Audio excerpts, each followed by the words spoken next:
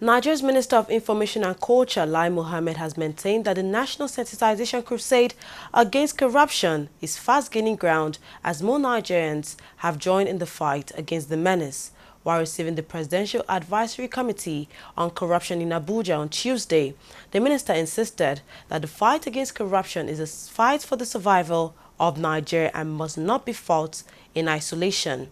Chairman of the Presidential Advisory Committee on Corruption, Professor Idris Sage, also applauded the fight against corruption.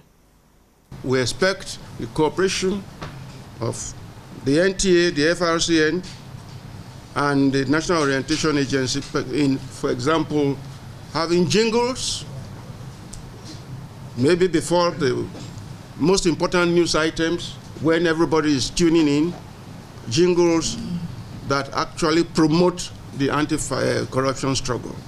We expect inspirational and motivational speeches, very brief, at critical moments for the national audience, so that they may know the importance of this struggle, the consequences and devastation we have suffered as a result, for Nigerians to begin to consider that when there is massive corruption, it is not government that is suffering.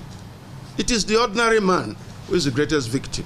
For them to associate themselves with the victimization which have arisen from these terrible acts of corruption which we have seen in the last few months.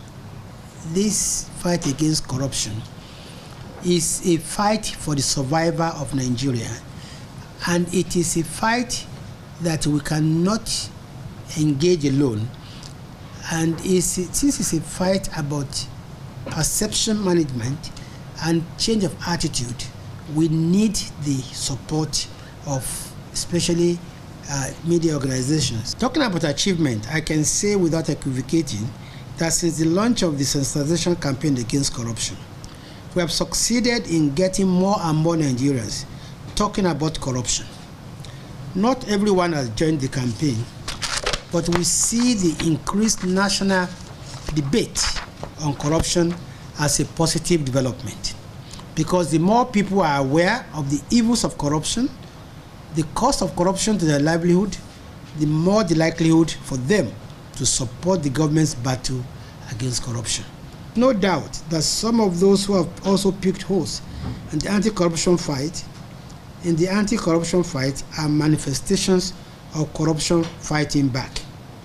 Make no mistake about it, corruption will fight back and do so in a very big way.